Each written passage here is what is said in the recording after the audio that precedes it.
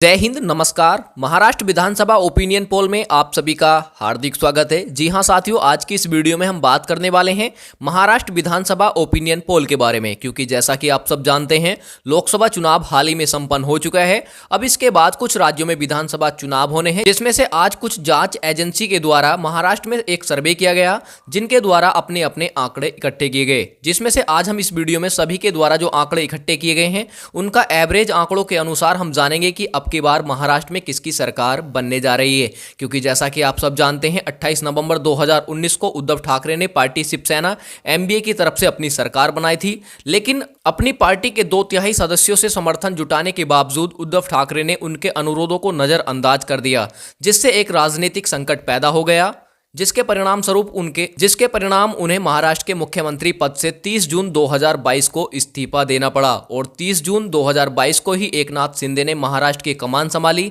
जो कि वर्तमान में भी अभी महाराष्ट्र के मुख्यमंत्री हैं। और एकनाथ शिंदे का कुछ ही दिनों में कार्यकाल समाप्त हो जाएगा और महाराष्ट्र में अक्टूबर महीने तक विधानसभा चुनाव संपन्न होने हैं, जिसका सबसे सटीक ओपिनियन पोल आज हम इस वीडियो में जानने वाले हैं कि महाराष्ट्र की 288 विधानसभा सीटों में से 145 जादुई सीटों का बहुमत का आंकड़ा पार करके अक्टूबर 2024 में कौन सरकार बनाने जा रहा है। क्या फिर से एनसीपी, कांग्रेस व शिवसेना मिलकर के अपनी सरकार बनाएंगे या फिर बीजेपी शिवसेना गठबंधन अपनी जीत का परचम लहराएंगे।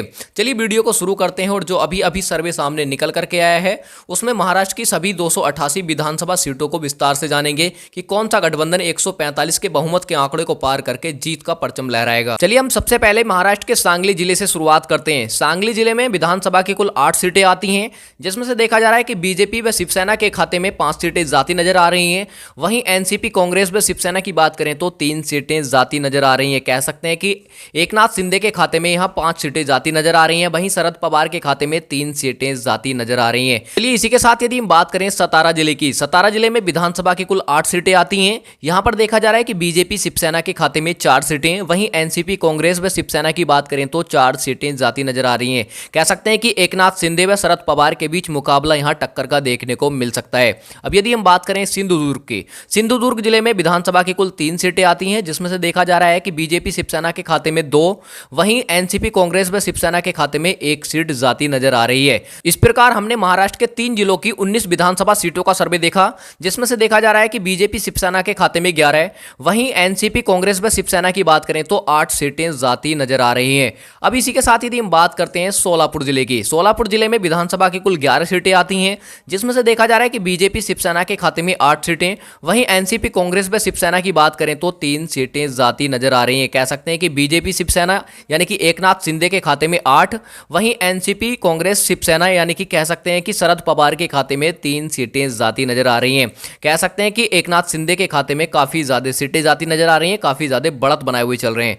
यदि हम बात करते हैं वर्धा जिले की, वर्धा जिले में लोकसभा के कुल 4 सीटें हैं। यहां पर भी देखा जा रहा है कि बीजेपी शिवसेना के खाते में 3 सीटें, वहीं एनसीपी, कांग्रेस व शिवसेना की बात करें तो 1 सीट जाती नजर आ रही है। कह सकते हैं कि वर्धा जिले में भी बीजेपी शिवसेना काफी ज्यादा बढ़त बनाए हुए चल रही है। यदि हम इसी के साथ बात करें थाने जिले की, थाने जिले में विधानसभा की कुल 18 सीटें आती हैं, जिसमें से देखा जा रहा है कि बीजेपी शिवसेना के खाते में 11, वहीं एनसीपी, कांग्रेस व शिवसेना की बात करें तो 7 सीटें जाती नजर आ रही हैं। कह सकते हैं कि एकनाथ शिंदे के खाते में 11, वहीं शरद पवार के खाते में 7 सीटें जाती नजर आ रही हैं। इस प्रकार हमने 52 सीटों का सर्वे विस्तार से जाना, जिसमें से देखा जा रहा है कि एकनाथ शिंदे के खाते में 33, वहीं शरद पवार की बात करें तो 19 विधानसभा सीट जाती दिखाई दे रही है। अन्य दल का खाता अभी तक खुलने की कोई संभावना नहीं है। चलिए इसी के साथ बात करते हैं वाशिम जिले की, वाशिम जिले में विधानसभा की कुल 3 सीटें हैं। यहां पर देखा जा रहा है कि बीजेपी शिवसेना के खाते में 1, वहीं एनसीपी, कांग्रेस, शिवसेना की बात करें तो 1 सीट जाती नजर आ रही है, वहीं अन्य दल की बात करें तो 1 सीट जाने का अनुमान है।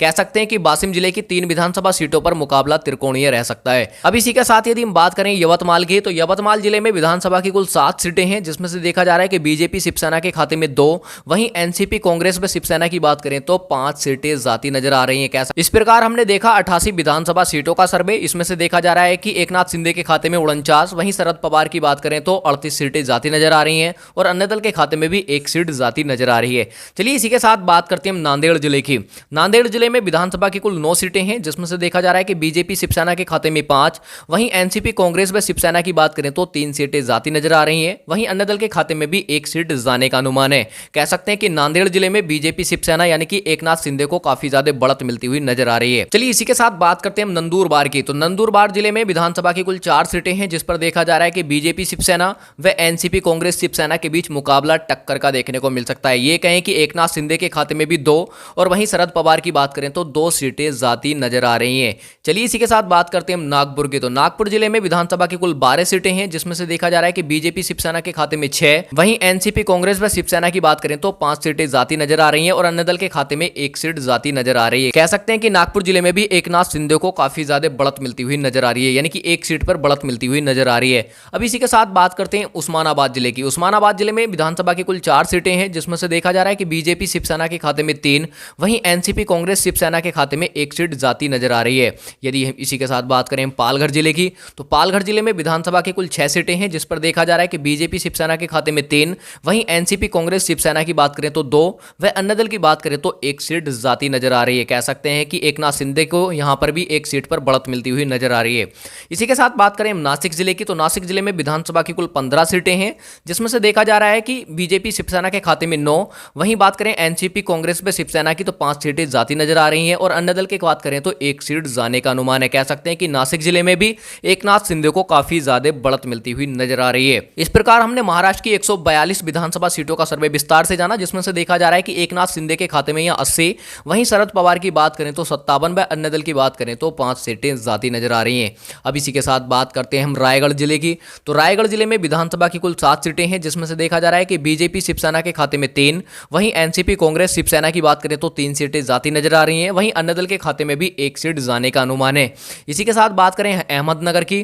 तो अहमदनगर में विधानसभा की कुल 12 सीटें हैं, जिसमें से देखा जा रहा है कि बीजेपी शिवसेना के खाते में 8, वहीं एनसीपी कांग्रेस शिवसेना की बात करें तो 4 सीटें जाती नजर आ रही हैं। कह सकते हैं कि एकनाथ शिंदे को अहमदनगर में भी काफी ज्यादा बढ़त मिलती हुई नजर आ रही है। चलिए इसी के साथ बात करते हैं पुणे जिले की। पुणे जिले में विधानसभा की कुल 21 सीटें आती हैं, जिसमें से देखा जा रहा है कि बीजेपी शिवसेना के खाते में 14, वहीं एनसीपी कांग्रेस व शिवसेना की बात करें तो 6 सीटें जाती नजर आ रही हैं और अन्य दल के खाते में यहां 1 सीट जाने का अनुमान है। इस प्रकार हमने 182 सीटों का सर्वे देखा, जिसमें से देखा जा रहा है कि एकनाथ शिंदे के खाते में 105, वहीं शरद पवार की बात करें तो 70 सीटें व अन्य दल की बात करें तो 7 सीटें जाती नजर आ रही हैं। चलिए इसी के साथ बात करते हैं अकोला जिले की। अकोला जिले में विधानसभा की कुल 5 सीटें हैं, जिसमें से देखा जा रहा है कि बीजेपी शिवसेना के खाते में 3, वहीं एनसीपी कांग्रेस शिवसेना की बात करें तो 2 सीटें जाती नजर आ रही हैं।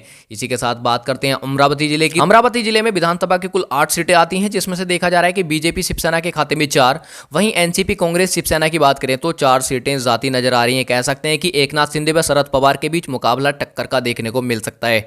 अब इसी के साथ यदि हम बात करें औरंगाबाद जिले की। औरंगाबाद जिले में विधानसभा की कुल 9 सीटें आती हैं, जिसमें से बीजेपी शिवसेना की बात करें तो 6 सीटें जाती नजर आ रही हैं, वहीं एनसीपी कांग्रेस व शिवसेना की बात करें तो 3 सीटें जाने का अनुमान है। कह सकते हैं कि एकनाथ शिंदे को यहां पर भी काफी ज्यादा बढ़त मिलती हुई नजर आ रही है। अन्य दल का खाता यहां खुलने की कोई संभावना नहीं है। अब इसी के साथ बात करते हैं बीड़ जिले की। तो बीड़ जिले में विधानसभा की कुल 6 सीटें हैं, जिसमें से देखा जा रहा है कि बीजेपी शिवसेना के खाते में 3, वहीं एनसीपी कांग्रेस शिवसेना की बात करें तो 2 सीटें जाती नजर आ रही हैं और अन्य दल की बात करें तो अन्य दल के खाते में यहां 1 सीट जाने का अनुमान है। इसी के साथ बात करते हैं भंडारा जिले की। भंडारा जिले में विधानसभा की कुल 3 सीटें हैं, जिस पर देखा जा रहा है कि यहां मुकाबला त्रिकोणीय रह सकता है, क्योंकि बीजेपी शिवसेना के खाते में यहां 1 सीट, वहीं एनसीपी कांग्रेस शिवसेना की बात करें तो 1, वहीं अन्य दल के खाते में भी 1 सीट जाती नजर आ रही है। यदि हम बात करें बुल्ढाना जिले की। बुल्ढाना जिले में विधानसभा की कुल 7 सीटें हैं, जिसमें से देखा जा रहा है कि बीजेपी शिवसेना के खाते में 4, वहीं एनसीपी कांग्रेस शिवसेना की बात करें तो 3 सीटें जाती नजर आ रही हैं। अन्य दल का खाता खुलने की यहां कोई संभावना नहीं है। इस प्रकार हमने 220 विधानसभा सीटों का सर्वे विस्तार से जाना, जिसमें से देखा जा रहा है कि एकनाथ शिंदे के खाते में 126, वहीं एनसीपी कांग्रेस व शिवसेना की बात करें, शरद पवार की बात करें तो 85 सीटें जाती नजर आ रही हैं और अन्य दल की बात करें तो 9 सीटें जाने का अनुमान है। अब इसी के साथ बात करते हैं हम चंद्रपुर जिले की। चंद्रपुर जिले में विधानसभा की कुल 6 सीटें आती हैं, जिसमें से देखा जा रहा है कि बीजेपी शिवसेना के खाते में 4, वहीं एनसीपी कांग्रेस शिवसेना की बात करें तो 2 सीटें जाती नजर आ रही हैं। इसी के साथ बात करते हैं हम धुले जिले की। तो धुले जिले में विधानसभा की कुल 5 सीटें हैं, जिसमें से देखा जा रहा है कि बीजेपी शिवसेना के खाते में 2 सीटें, वहीं एनसीपी कांग्रेस शिवसेना की बात करें तो 3 सीटें जाती नजर आ रही हैं। कह सकते हैं कि धुले जिले में शरद पवार 1 सीट पर बढ़त बनाए हुए दिख रहे हैं। यदि हम बात करें रत्नागिरी जिले की। रत्नागिरी जिले में विधानसभा की कुल 5 सीटें आती हैं, जिसमें से देखा जा रहा है कि बीजेपी शिवसेना के खाते में 3, वहीं एनसीपी कांग्रेस व शिवसेना की बात करें तो 2 सीटें जाती नजर आ रही हैं। अन्य दल का खाता खुलने की यहां कोई संभावना नहीं है। अब इसी के साथ यदि हम बात करें गढ़चिरौली जिले की। गढ़चिरौली जिले में विधानसभा की कुल 3 सीटें हैं, जिस पर देखा जा रहा है कि बीजेपी शिवसेना के खाते खाते में 1, वहीं एनसीपी कांग्रेस शिवसेना की बात करें तो 2 सीटें जाती नजर आ रही हैं। गोंदिया जिले की यदि हम बात करें तो गोंदिया जिले में विधानसभा की कुल 4 सीटें आती हैं, जिसमें से देखा जा रहा है कि बीजेपी शिवसेना के खाते में 2, वहीं एनसीपी कांग्रेस शिवसेना की बात करें तो 2 सीटें जाती नजर आ रही हैं। अन्य दल का खाता यहां खुलने की कोई संभावना नहीं है। यदि हम बात करें हिंगोली जिले की, हिंगोली जिले में विधानसभा की कुल 3 सीटें हैं, जिसमें से देखा जा रहा है कि बीजेपी शिवसेना के खाते में 2, वहीं एनसीपी कांग्रेस व शिवसेना की बात करें तो 1 सीट जाती नजर आ रही है। अन्य दल का खाता खुलने की यहां कोई संभावना नहीं है। अभी तक हमने महाराष्ट्र की 240 विधानसभा सीटों का सर्वे विस्तार से जाना, जिसमें से देखा जा रहा है कि बीजेपी शिवसेना अर्थात एकनाथ शिंदे के खाते में 140, वहीं एनसीपी कांग्रेस व शिवसेना की बात करें अर्थात शरद पवार की बात करें तो 97 सीटें जाती नजर आ रही हैं। वहीं अन्य दल की बात करें तो 9 सीटें जाने का अनुमान है। चलिए इसी के साथ देखते हैं और आगे देखते हैं। अगला जिला हमारा आता है जलना। जलना जिले में विधानसभा की कुल 5 सीटें हैं। 5 सीटों में से देखा जा रहा है कि बीजेपी शिवसेना के खाते में 3, वहीं एनसीपी कांग्रेस शिवसेना की बात करें तो 2 सीटें जाती नजर आ रही हैं। यदि हम बात करते हैं कोल्हापुर जिले की, तो कोल्हापुर जिले में विधानसभा की कुल 10 सीटें हैं, जिसमें से देखा जा रहा है कि बीजेपी शिवसेना के खाते में 6, वहीं एनसीपी कांग्रेस शिवसेना की बात करें तो 4 सीटें जाती नजर आ रही हैं। इसी के साथ यदि हम बात करते हैं जलगांव जिले की, जलगांव जिले में विधानसभा की कुल 11 सीटें आती हैं, जिसमें से देखा जा रहा है कि बीजेपी शिवसेना के खाते में 8, वहीं एनसीपी कांग्रेस शिवसेना की बात करें तो 3 सीटें जाती नजर आ रही हैं। अन्य दल का खाता खुलने की यहां कोई संभावना नहीं है। इस प्रकार हमने महाराष्ट्र की 288 विधानसभा सीटों का सर्वे विस्तार से जाना, जिसमें से देखा जा रहा है कि बीजेपी शिवसेना के खाते में अर्थात एकनाथ शिंदे के खाते में 167, वहीं एनसीपी कांग्रेस व शिवसेना की बात करें तो 112, व अन्य दल की बात करें तो 9 विधानसभा सीट जाती नजर आ रही हैं। और मैंने वीडियो के शुरू में ही आपको बताया था कि किसी भी पार्टी को पूर्ण बहुमत की सरकार बनाने के लिए 145 सीटों के आंकड़े को पार करना होता है, जबकि यहां पर देखा जा रहा है कि एकनाथ शिंदे के खाते में 167 सीटें जाती नजर आ रही हैं। तो कह सकते हैं कि अब की बार बीजेपी शिवसेना अर्थात एनडीए अपनी सरकार महाराष्ट्र में बनाने जा रहा है। और साथियों, आपको क्या लगता है कि अब की बार किसकी सरकार बनेगी? क्योंकि आंकड़े अभी भी बदल सकते हैं। ये सिर्फ एक ओपिनियन पोल था जो हमने विस्तार से जाना, लेकिन अभी आगे समय है जिसके चलते ये आंकड़े बदल भी सकते हैं। और कमेंट करके आप जरूर बताएं कि आप अब की बार महाराष्ट्र में किसकी सरकार देखना चाहते हैं और किसकी बनाना चाहते हैं। कमेंट करके जरूर बताएं, क्योंकि जनता की राय लोकतंत्र को मजबूत बनाने के लिए महत्वपूर्ण होती है, इसलिए अपनी कीमती राय अवश्य दें। चलिए मिलते हैं किसी अगले ओपिनियन पोल के साथ, तब तक के लिए गुड बाय, टेक केयर।